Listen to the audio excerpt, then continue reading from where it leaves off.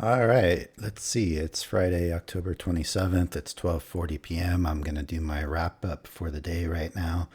And as you can see, this is week 6 of my journey here on YouTube, where I'm documenting the results of my new trading strategy on the ES futures on the 2000 tick chart. And well, what a week. The previous 5 weeks, I had nothing but green weeks in a row, some bigger than others, some small, some big, but every week was a green week. And here we are, week 6 on YouTube, and I finally got a red week. And not only do I have a red week, but I did it in a big way. As you can see here, I've blown all of my evaluations. I was trading 7 evaluations altogether, along with 3 PAs, and all 7 of those evaluations as of today are completely wiped out. And some of them have already been removed as I've canceled those accounts now that there's the 90% off using this code on Apex. My PAs are still alive, hanging on by a thread. Each one of these 3 PAs are now below where I started 6 weeks ago with the strategy. I had already been trading 2 of the 3 previously with Pat's price action trading system, and then I switched to this strategy, and I built them up on this account number 3. I was actually 1 or 2 trades away from qualifying for a payout at the beginning of this week, and now it is 1 trade away from being blown up. All 3 of these are 1 trade away from being blown up right now.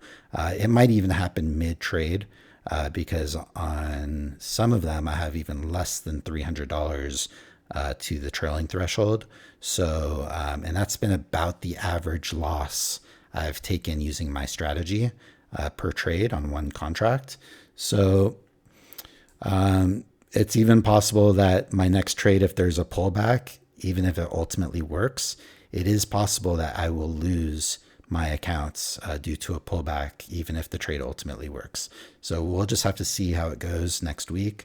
Let's talk about my up here, my stats so far for the 6 weeks.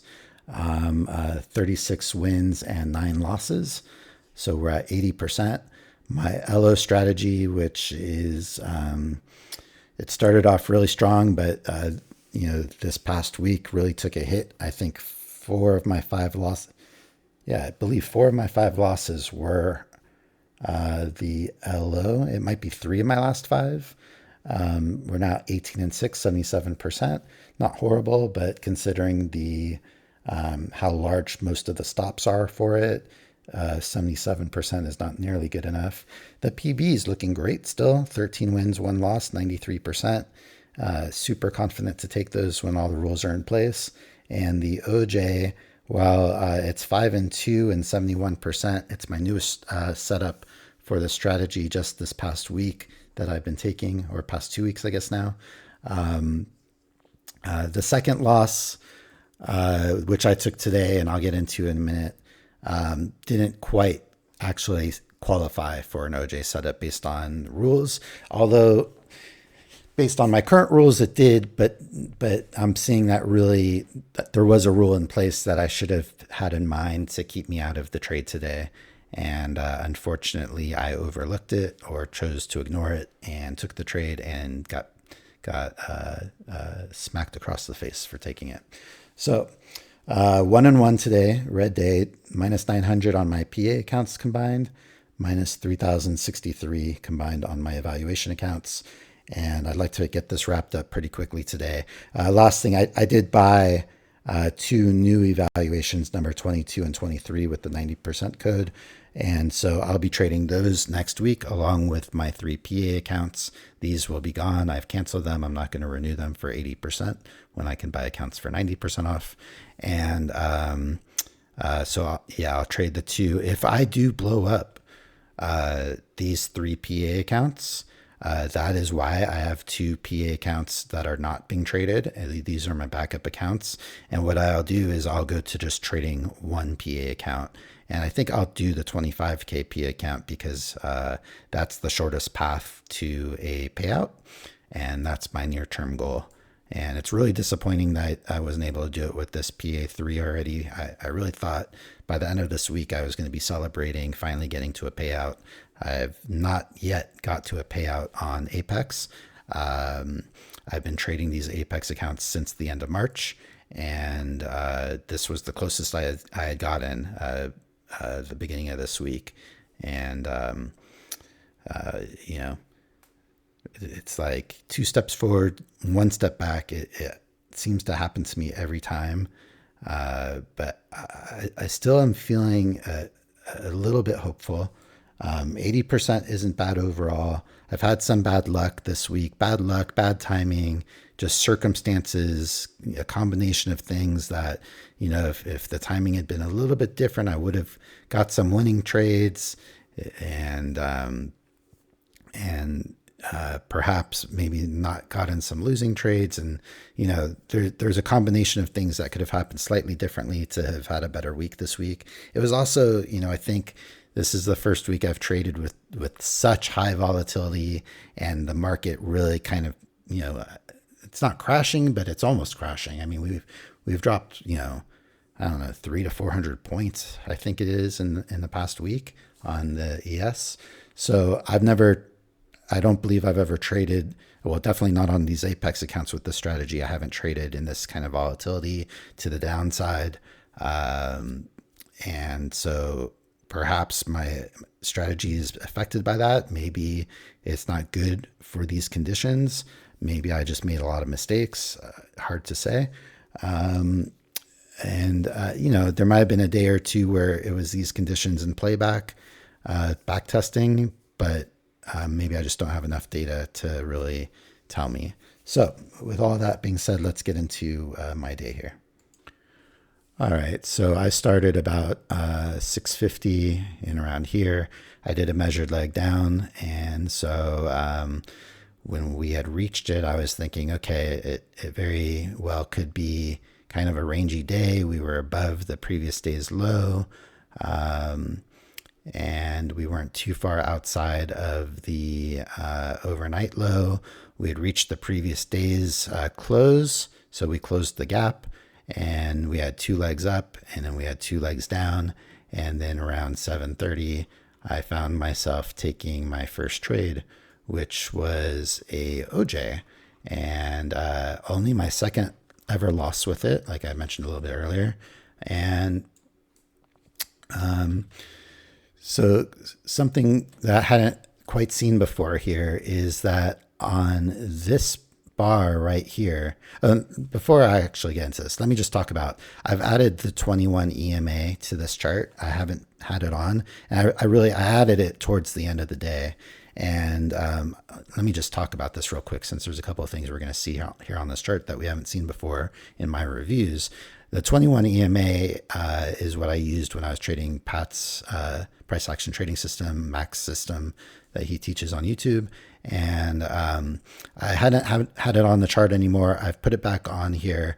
And as well as I decided I'm going to start drawing the major trends, not the short STTs of one leg or anything. But when we get a 2-tiered trend in whatever direction, I'm thinking I'm going to start drawing them, because they are useful to kind of give an indicator to the direction of the market. And you know, that wasn't my problem with the strategy when I was trading Pats. My problem was the entries, where, you know, I would take an entry at a key entry point or for a break and new high. And, you know, for anyone that doesn't know Pats, you know, it's a great system. I think it works for a lot of people. I think it also doesn't work for a lot of people. And it takes a really long time to really make it work. I've been trading it for 3 years, and I wasn't able to get profitable. In the past 5 weeks before this week, I was more profitable and more consistent trading my new strategy than I had been in any stretch of 5 weeks with Pats in 3 years. But having said that, it is useful to kind of see if there's a trend, a break, and a new high. So, or, am I taking a trade inside of a trend, or am I taking a trade in chaos? The other thing here, going back to my trade, there was news at high volatility news at 7. And so I was waiting for that to kind of play out. And it kind of felt like it had done that by this point. So getting into this was the OJ candle. How come? Oh, because my account is blown, I think is why. Here, actually, let me pause real quick. Okay, I'd switched the leader account, so I wasn't seeing my marks. This was the OJ, this bar right here, and or no, I'm sorry. This was the OJ, and it had gone 2 ticks, and I guess it triggered me in late, it looks like, and or it had gone, I think it had gone up, and then I waited for it to pull back and pull me in is what it was with my limit order. Now, the thing that was unusual here is that there's a rule that I have that if a OJ and a PB happen at the same time on the same bar, I don't take the trade. Now, I saw something here that I don't believe I've seen before, which was there was a PB that triggered here. It was a white PB. It didn't fit my rules, and I wasn't going to take it. But there was a white PB here, and then it was the OJ here. And I've never seen that happen kind of in back-to-back candles that I can remember. And so I took the trade thinking, well, it didn't happen on the same candle at the same time, so it's not breaking that rule. And so I ignored the rule and or just ignored it or decided it didn't fit the rule. And so I took the trade anyway, and my stop went down here, and it looked like my stop was going to save me. It bounced right 1 tick away from my stop and was going back up. At the tip of this wick, the very tip of this wick was exactly break even. And I was considering, well, if it goes up a little bit higher, I would take a break even +1. And as you see, it came back down and never gave me another chance. So even if I had it at break even, I doubt I would have got filled on a limit. So I don't think there's any way to avoid this loss other than new rule. Okay, I'm modifying and changing as I go because this is so new. I'm 6 weeks into this on YouTube. It's my 7th week trading this strategy ever. And so now if there's a setup, a PB setup within a bar or even 2 bars or maybe even 3 bars, I'm not going to take a OJ trade anymore. Because I've just seen time and time again, when PB and OJ happen concurrently, it's not a winning trade for either setup. So that will be a new rule. And what I'm going to try to do is try to just draw these major channels from Pat's training. Like I said, I'm not going to trade Pat's system for entries, but I am going to keep in mind what the channels and what the context is telling me for my setups. And so here, just before 8, a PB, perfect PB setup happened. I entered it and got the 8-tick scalp very quickly. It's pretty small here.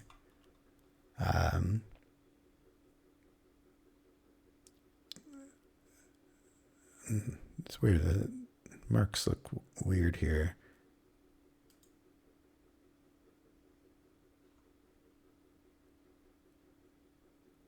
Not sure what's going on there. But if you look at my live recording of my trading, you'll see that I got the 8-tick scalp there.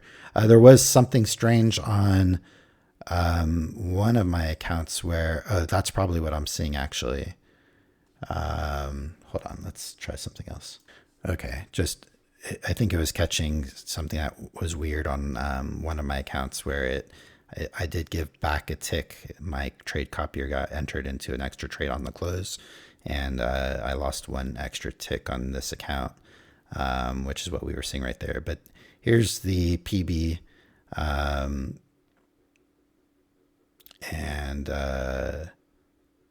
This just looks so weird.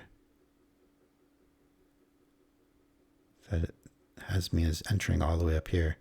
Maybe something changed. Maybe the bars changed when I reset something at some point. I'm not sure. But in any case, this must look different than when I took it. Now I'm curious to go back on my indicator and see what exactly happened here.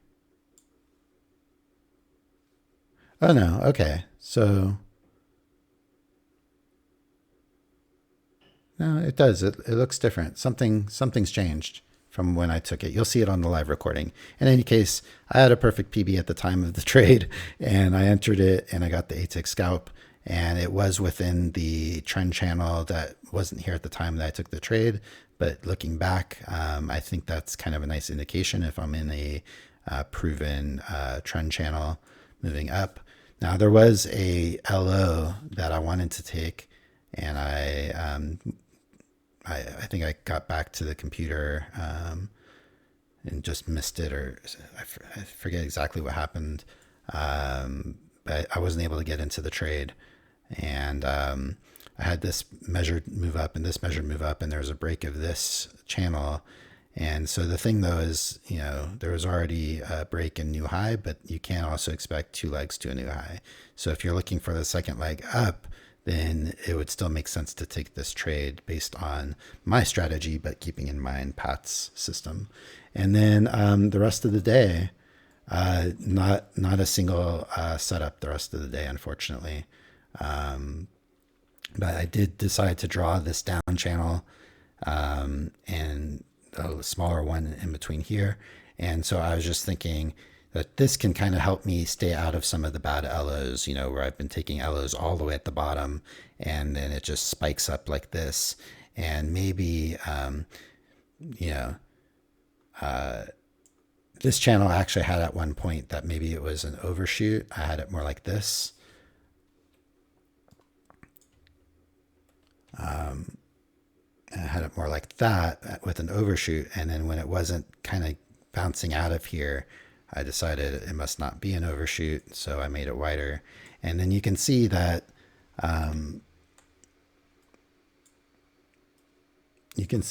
so when we did get a break of that large channel, it did come back down and give a new low. And so that's the rule with PATs, for anyone that doesn't know, is when you get a down channel, a break of it, and a test of the retest of the low, you wouldn't be looking for shorts anymore. And so I suspect that there's been a couple of these LOs I've taken where this sort of thing has happened, where the new low has been made on the channel, and then the LO sets up, and I've taken it only to see it rocket up like yesterday. I believe that was probably the case. Actually, let's take a look at curiosity and see if something like that happened. So here's yesterday. This was the LO that I took after I had missed 3 great trades on the way down, which for anyone that didn't watch my videos from yesterday, check it out. It's pretty tough going for me on that one. So I'm just looking to see, I guess we could say that this was a channel.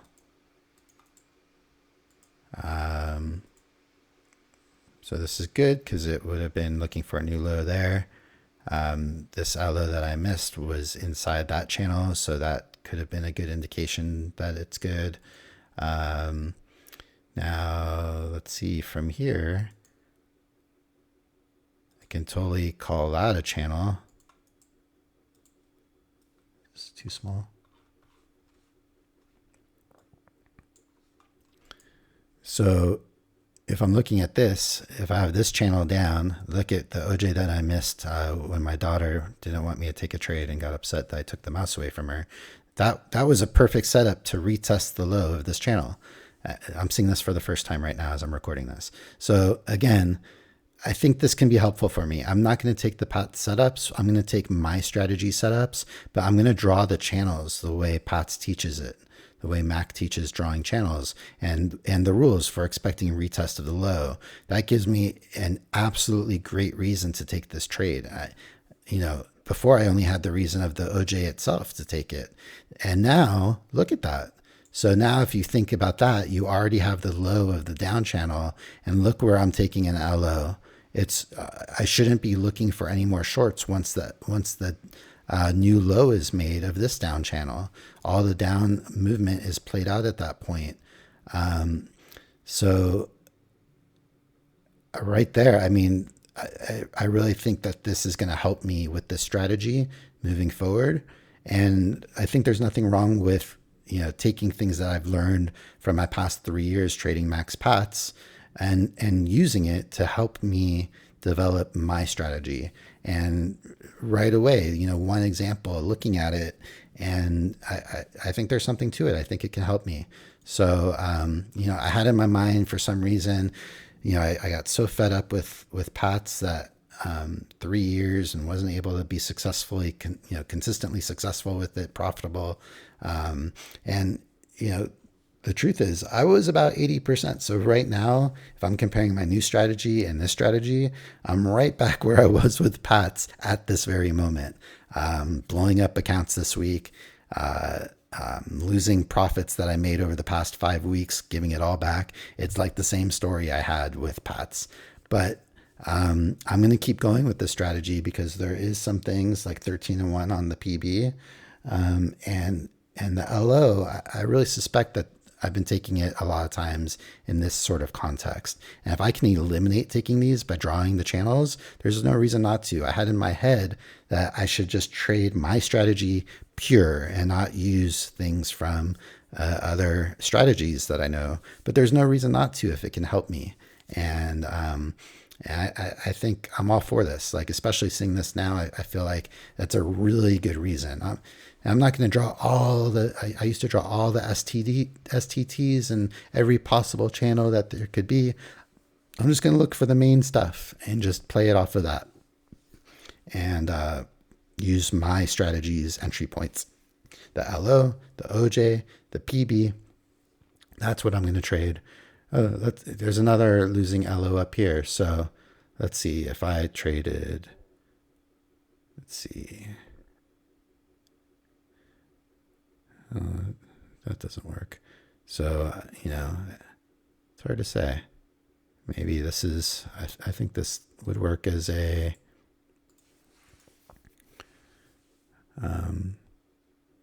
channel. Seems like. Break, expect a new high. Okay, now this setup would be a little bit suspect considering max pats, since you already got to break in a new high. So I'll have to think about that. Maybe I shouldn't take this LO. The LO was fit the rules to take it without that. I wonder, maybe you can make a case that the channel got wider. And then you can say you can take it. So, there's still, that's the problem I had with Pat's system, max Pat's system, is the subjectivity of the channels. When's a break, when's not a break. In any case, if you do look at it like that, then you have a channel up, a break, 2 legs to a new high. And where I entered again, I already talked about this in yesterday's video, but was right at the measured move. So that was already something I decided I was going to start incorporating this week, was the measured moves. And as of yesterday, it is a new rule that I'm not going to trade once a measured move is made. And it's the same idea. It's like the context is played out and you're not expecting it to go higher. So you can't take a trade that far up. Okay. And, this is interesting for me because this is new. But look at that. I got a channel down, got an LO within the channel, and it works. It gave a little bit of a pullback, but it worked. It was within the channel. So I think I'm onto something here. This is a long video. This gives me a glimmer of hope moving forward. Put this week behind me. I think there are some valuable lessons for me to learn from it. And maybe this week just needed to happen for me to really be able to put the whole package together and really come up with something that can be great for my trading moving forward.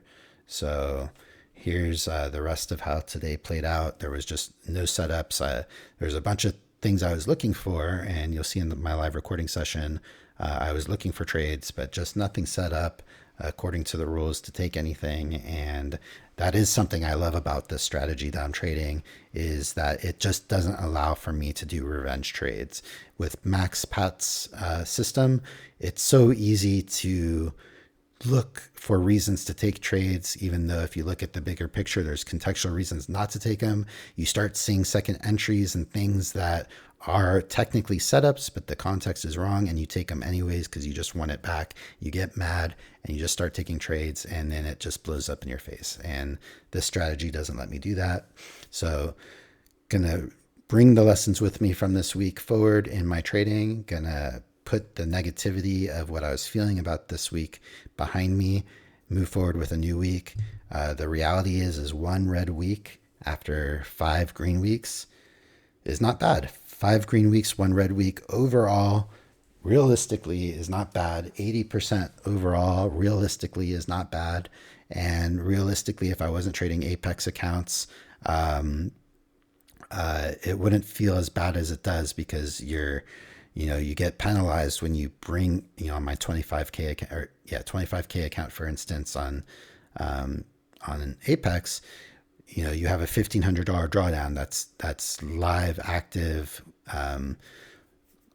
open positions. So if you raise your account by $1,000 in an open position and then lose 500 back, you've lost 500 of your drawdown, and now you only have 1,000 drawdown. And so like this account, if I blow this, I'm $250 right now above my starting point. But if I lose $280 right now, I'm going to blow the account. I'm going to blow it by going $30 under my starting balance. So for anyone that doesn't trade prop firms or Apex and understand the trailing threshold and how it works, it's to Apex's advantage and not to the trader's advantage trading with that. But that's the rules. And I know that going in, and I'm not complaining about it. It's just a fact that the game is harder because of it. So I may very well blow up this account by losing $30 from the starting balance, and that's the rules. That's how it works. So it's kind of twisted because it makes you feel horrible if you do blow it. But then if you really look at the reality of it, it's like, well, you lost $30 and you blew it from where you started. So you can't feel too bad about that. 6 weeks later, lose $30 from the starting point and you've lost the account. Anyway, I think almost 30 minutes is longer than I wanted to do this review for. I think I've said everything there's to be said about the day and the week. And I'm going to get after it next week and try to rebuild momentum, how the first 5 weeks was, and see if some of these new little tricks and tips, insights, little additions to my strategy using some of the stuff that I've learned in the past will help me get to the promised land. And if you're enjoying the content, please give me a like, give me a subscribe if you're watching this for the first time, and let's see where this journey takes us. We're just 6 weeks in. It's very early. It's a very small sample size, 45 trades, 80%. I know a lot of people that'd love to be 80%. I'd also like to figure out how to maybe work on, can I reduce my stops, since it seems like where I put my stops doesn't truly really save me from losses. Maybe I can just take smaller losses, and maybe that will help me, since a lot of these trades, it's going so far against me to take the loss. Maybe the idea is that I can just cut my losses in half. If it's not working right away, then I can just look at it like, well, it's not doing what the trade was supposed to do, and the reason why I got into the trade. All of these setups are momentum setups. So if it doesn't work right away, it's probably not going to work. And I'm seeing that fewer and fewer times does price recover and get me out of a trade after a big drawdown. So maybe the big stop isn't the way to go, even though that's the strategy. That's kind of based on the indicator. Maybe I'll be better off just taking smaller losses, and these big losses from Like today, one win, one loss, down 765, down 300. Maybe it doesn't need to be that big. So, all right, that's it. Please subscribe, please follow, please like, please use my Apex affiliate code if you feel like using Apex, and if any of my information is helpful to you, it helps me out. And otherwise, I'll see you next week. Thanks a lot. Have a good week. Have a good weekend.